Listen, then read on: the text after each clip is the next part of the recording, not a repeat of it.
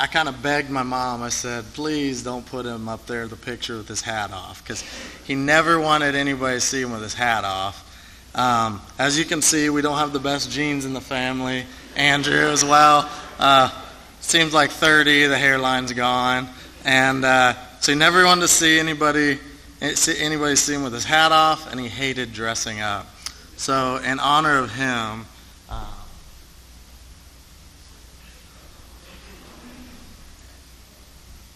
so this is his original Santa Barbara City College warm-up that he loved everything about Santa Barbara. And I was always Coach Scott Jr., and now I guess I'm just Coach Scott. And, well, this might be a little hard. I didn't try this on before, but that's all right. So we had to make this fun because that's what my dad lived his life. So, yeah, man, so here's the Santa Barbara City College. So this is the original one from when he competed. All right, so the elephant in the room that everybody knows, my dad was unique, all right? I'd say he's a little weird. I don't want to be disrespectful, but the dude was unique. And Coach Carm, there he is. I was reading, so last night I was awake from 3 to 6:30, couldn't sleep. The Lord was trying to I just scrapped everything I written. I was like, yo, I just want to be very, very authentic is the word. So as I thought, and so I was just reading through memories and everything, and Coach Carnum nailed it. He said, to say that my dad was unique was like saying the Grand Canyon is cute, which I just was like, that's so perfect. So I was thinking about some memories that maybe you guys wouldn't know. We talk about a lot of things, and he told me a lot of stories about his brother, Uncle Steve, who passed away 7 years ago, and that was before my dad. That was the hardest thing I ever went through, and knowing that they've been through that and they were with us when he passed, my cousins came down. It was just an amazing moment of prayer and singing around the bed, and just that they could share that with us was great. But some cool story, well, horrible stories really. He told me about his brother that I thought would kind of be something you guys have heard. So he loved to pester his brother. So a couple stories, and we were just talking about this 2 days before he passed, and I got to share this with Andrew a little bit when they were down. And so one story he always talks about is when Uncle Steve would take a nap, he would go and pour honey in his ear, and then he'd wake up and chase him, and he always said that Uncle Steve was the athletic one in the family. He just decided not to go that route, but he'd always run him down. And then he told me a new story just 2 days before he passed was he would go up in the attic, and there was an air vent that was directly above Uncle Steve's bed when he would sleep. So he poured molasses down the air vent so it would land on Uncle Steve's face. I'm like, wow, you're a really nice guy. But he said Uncle Steve got him back. So they would always race to the mail because they're always ordering stuff in the mail. And he said usually Dad would be one side of the house, the other, and they see the mailman come. And so Uncle Steve locked the door one time. So my dad, he's like, oh, I know I can beat him. I always get a head start. Well, Uncle Steve locked the door, and when my dad hit it, he went through the glass. And got all cut up, and he was crying because he didn't get to the mail first. So those are just a couple really cool memories or whatever. But yeah, as I sat awake last night and just scrapped everything, I just thought about I was laying there and I was looking at a Christmas tree just blinking, and I was just like, wow, death, we didn't get enough time, at all, and I think, I'm the youngest on the Farnsworth side, I'm second youngest other than Catherine, and, I got 8 more years than Catherine did, and I always feel guilty of that, but it's just so young for us, and And my dad was 33 when his dad passed away, and Andrew was 34, I believe, when his dad passed away. I'm just like, this is crazy. But it stinks. And but at the same time, I wanted to spend the rest of the time just in celebration and just knowing that, like, wow, like, I don't know how people do this without Christ. Like, without Christ, I would be curled up under a ball, crying right here. Probably wouldn't even be here today. Just knowing that he's up there with Uncle Steve and his family, his mom and dad, and all these other people have passed, these great people. And we just want to celebrate his life, like, really. And the two best things I could think of for celebrating that Mom even said, if he could lay down his life to bring one person to Christ, he would do it in a heartbeat. And so 2 days after he passed away, my little boy, Cade, was 4.5. He accepted Christ into his heart, which was just like, it's blown my mind in 2 weeks what a little 4.5-year-old can know and think. And I think it's a testament to why the Bible says that all you need is the faith of a child. Like, it's not that hard. And then 2 days later, I get a call from Angela that Evan wants to talk to me, and he accepts Christ in his heart. I'm just like, 4 days of my dad passing, and his 2 little grandsons come to Christ. Like, I couldn't be happier. He taught me to be the man that I am today. I try to live my life to be like him. I thought he set a great example. He never shied me away from the world and what the world is going to attack me with and the world's full of. And he lived a lot of mistakes for me, so I didn't have to, which was great. And he never held me back from any of that stuff. And lastly, Nehemiah 8:10. Nehemiah said, "Go and enjoy choice food and sweet drinks, and send some to those who have nothing prepared. This day is holy to our Lord. Do not grieve." We're not grieving here, people. We're celebrating. "For the joy of the Lord is your strength." And his friend, Pat Cafaro, many years, told me this over the phone about a week ago. And I keep hearing all these stories about my dad. And he said, one of the first times I met your dad, he said, "Do you know the difference between happiness and joy?" He said, happiness is very surface level. It comes and goes. When I eat a Taco Bell burrito, I'm happy. It goes away. Joy comes from within. I love Taco Bell. I'm sorry, guys. But joy comes from within. It's deep.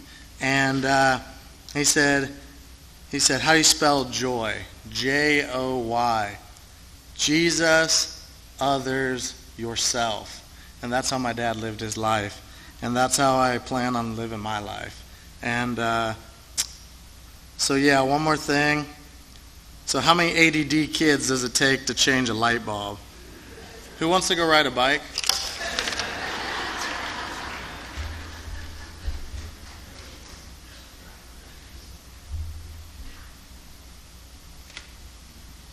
So I learned 2 things today. This is easier to think about 2 weeks ago. And never follow Jason. I've been asked to keep this less than 45 minutes, so I'll do that. Most people don't give me a mic for this very reason. Also, just a qualification, I'm an ugly crier, just to warn you. I'll try and avoid that for your all sake. Someone told me just a few minutes ago, if you drink water, it'll help. And I said, well, that's going to make a fountain. That's going to be even worse. And then I'll get a nickname that I'll never get rid of. So a lot of you have probably known Phil Scott longer than I have. I'm Matt Franz. I'm married to Angela. Also, I'm the favorite son-in-law. I'm the only son-in-law. So I'll take that by default and own it well. So according to Dr. Google, who I've been using a lot lately, is most people have over 200 bones in their body. 2 of them are called funny bones. He had over 200 funny bones. So Angela and I were blessed with two parents that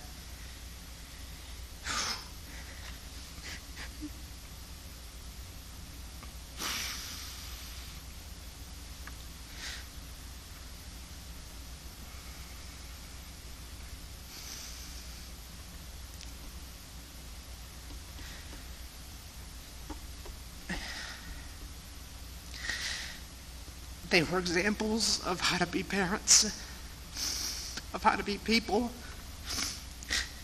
And you can't thank a person enough for that. To be an example is probably one of the most difficult things to be because it's who you are, not what you do. And so when someone is an example like this, you know it's not something that they did, it's something that they are. And so I wanted to share a brief story about how I met Angela. I know many of you may know this story, maybe not all, but I met her online, and when her mother found out about that, there was some slight consternation in the Scott household. However, by that time, I knew, even before I met Angela, that she was going to be my future wife. So I said, you put your mother on, and let's talk. This is all chatting. And so we proceeded to chat for the next 2 hours on the computer, and then it switched over to, she didn't want to meet me, and her mom did. So we finally met. I met her mom and her dad. By the way, I brought this picture up for a purpose. So I only saw her parents. I know most of you can't see this, but I only saw her parents in photos. This is from a cruise from 1997, 1998. So I'm looking at this going, this is a 47-year-old man who could probably bench press 250 pounds, chiseled jaw, strong arms. I'm going to die. So little did I know who he was. So we went to dinner. Very first thing he did is he told a joke about salt and pepper. He was the very first person to laugh at that joke. And that was one of thousands ever since. When we finished that meal, he gave me the first squeeze. And I wanted to ask that question. How many in this room have gotten a Phil Scott squeeze? That and thousands more. And so he gave me my first one that day, and on that day I was welcomed into their family from now. So last night I had the opportunity to hear so many stories from different people. Some I knew, some I didn't. But every single person that stopped had a story. And most of them were different. He was, just based on the feedback last night, he was a great friend, a great grandfather, a great husband, a great father, a great coach, and his heart and actions were always for others, always. He was also a bike builder, an athlete, a historian, and so much more. But the one characteristic that was above all, he was a believer. And that's what gives us all some peace today. That's what gives us all not dwelling totally in sadness, but in happiness as well. The world will miss the amazing love and service and humor and knowledge. Although it was interesting in the hospital, I thought to myself, he's in a place that is eternal. I'm wondering if God thought about eternal when he thought about his jokes. That's a long time of jokes.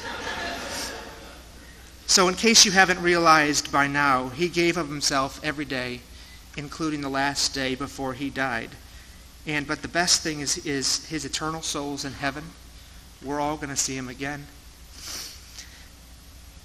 It's an interesting story. So early on, when I was just dating Ange. I'm going out of order. That's Speaker 101. Never to do. But I called him Colonel because of an episode of Seventh Heaven. Don't ask. Long story there. But it stuck. And everyone started calling him Colonel. He never served in the military. That was just more his position in the family because everyone knew who the general was. So I called him Colonel the entire time that I knew him. Part of that, to be honest, is I was just too nervous to call him Dad.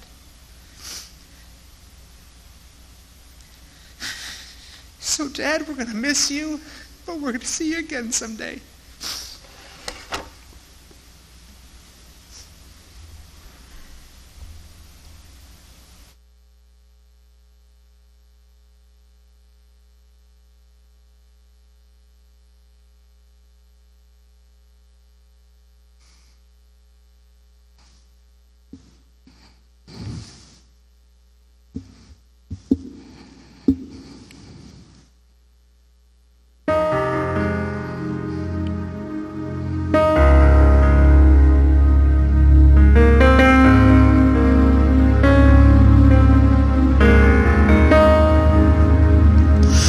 When darkness closes in and fear's my only friend, feeling lost and all alone. River rushing wild, drowning in the tide as the sea and billows roll. Safe within your arms I'll always be. To the cross I look and I will cling. Every storm that I face, when foundations give way, even in my mistakes, you are my refuge. Every tear that I cry, every mountain I climb, with my hands lifted high, you are my refuge.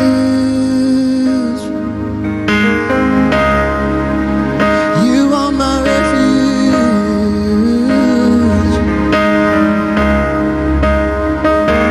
You bring peace beyond the waves, hope within the change. You're the rocket movable.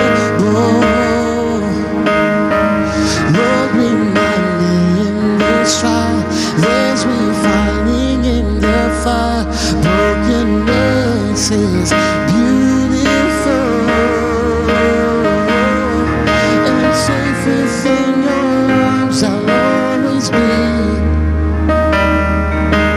To the cross I look and I will cling. Every storm that I face, when foundations give way, and even in my mistakes, you are my refuge.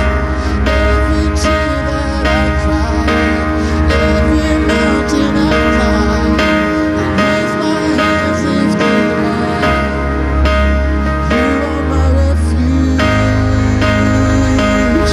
Yes, Jesus, you are my refuge.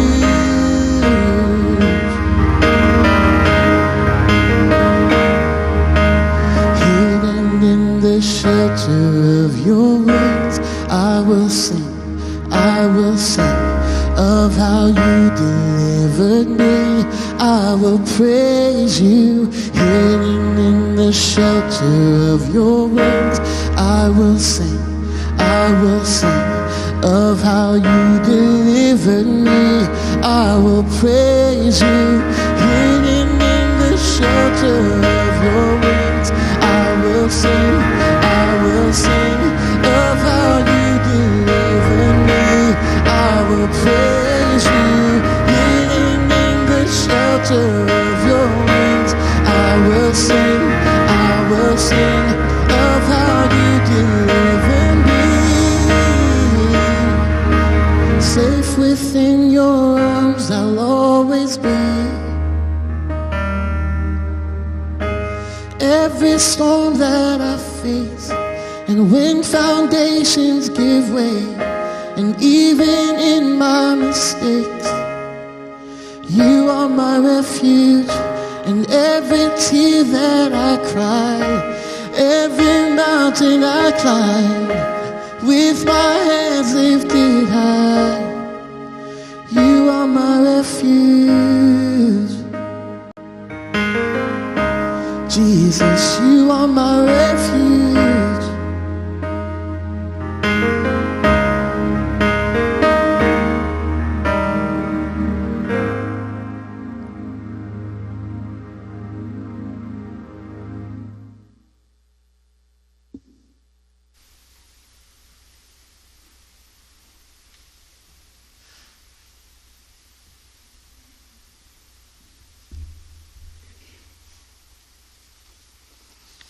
Okay, I'm Phil's cousin, and fortunately for you, I don't have the gift of gab that Phil had, nor do I tell corny jokes. I probably didn't even get half of his corny jokes. So I'm honored to speak for such a great man that I had the pleasure of calling my cousin. In 1 Corinthians it says, "Do you not know that in a race all runners run, but only one receives the prize? So run that you may obtain it." Phil took that verse literally, and he ran his physical and spiritual race, giving 150% all the time.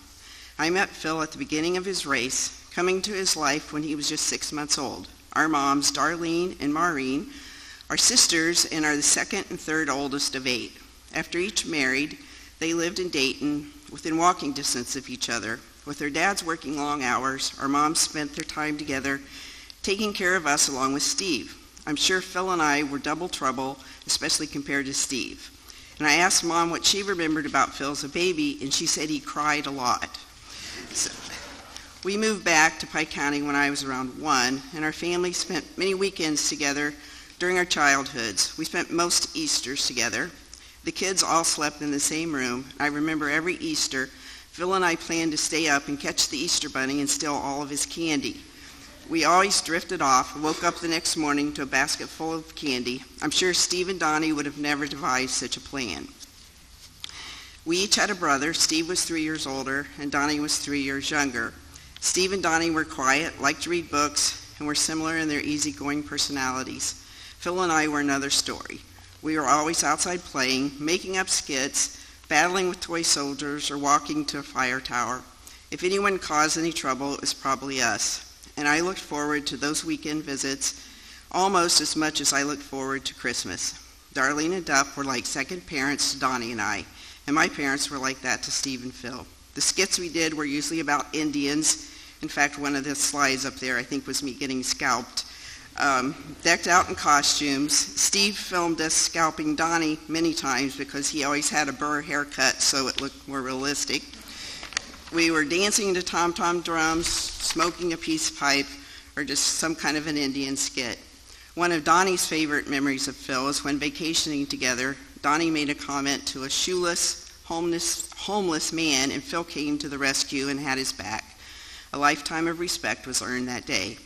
When the Beatles came along, Phil got a guitar, and we imitated them performing for our families. Whatever we did, we had fun. I only remember Phil making me mad one time. Mom had given me this big bride doll with a frilly pink dress that I never played with, but she thought I should have dolls. The Scotts were getting ready to leave, and I discovered my beautiful bride doll with her face totally covered with gray clay. And I immediately knew who did it, Phil. I was so upset with him, I wouldn't even say goodbye. I'm sure he was laughing hysterically as they pulled away. Phil's list of bike crashes actually started with a tricycle. On one visit to our house, someone, most likely Phil, decided that it would be fun to go down the 3 concrete steps off our front porch. Donnie's large tricycle would be perfect. As Phil rode down the wheel turned, he tumbled, and the uncovered metal handlebar gouged into his stomach. So probably another first of many was a trip to the ER for him, but there was no serious damage. As a child, Phil only ate mashed potatoes, peanut butter sandwiches, and cheeseburgers. As an adult, he may have expanded his menu, but eating was still like a race. And you know Phil, by the time I'd taken a bite out of my burger, Phil was already finished. As Phil ran his race of life, he searched for the right course to take to achieve his goal. He tried swimming, baseball, football, probably many other sports, but track really captured his attention and became his passion. As a family, we went on to many of his meets to cheer him on. Duff was usually running on the inside of the track right along with him, coaching and encouraging him all the way, sort of like Phil did Jason, and now I'm sure Jason will do for Cade and Cruz. Phil and I continue to be similar in many ways. We both earned degrees in health and PE. Our youngest children are the same age, both went to Cedarville, and now even our grandchildren are the same age. We love our children and grandchildren fiercely. Both of our lives revolved around teaching and mentoring, physically and spiritually. One big difference is Phil loved to run. I've never been a fan of running, but preferred other things. I think I'm competitive, but he brought a whole new meaning to the word. He pushed himself to his limit, and then some, in every endeavor, even if it was just to achieve a personal best. In any race, there are hurdles. Phil had his share of hurdles, from overcoming injuries to maintaining the elite mental attitude that it takes to compete.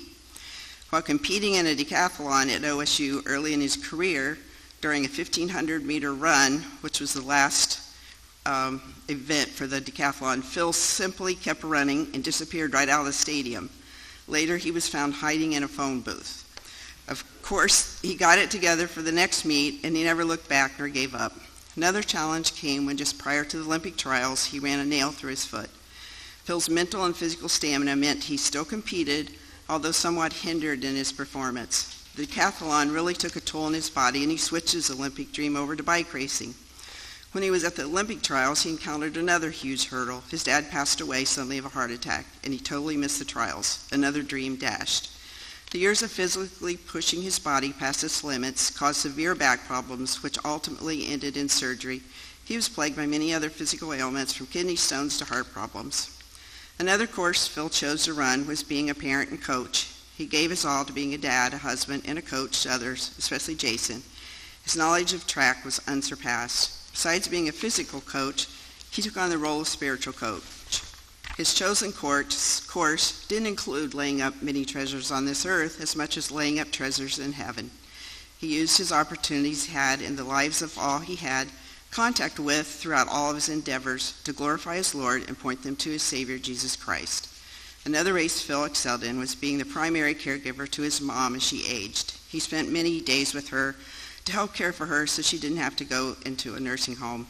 It was a hard race that pushed him physically and emotionally, and I don't know many sons that would have cared for their mom as he did. When it became unsafe for her to drive, instead of taking her car keys away, he had a new key made without a chip so it wouldn't start the car when she tried, allowing her to keep her dignity. Phil and Steve were really close as brothers. A giant hurdle was losing Steve, his best friend, suddenly at a young age. Phil really showed he cared for me by calling or showing up in my greatest times of need. The last time I saw Phil, he and Debbie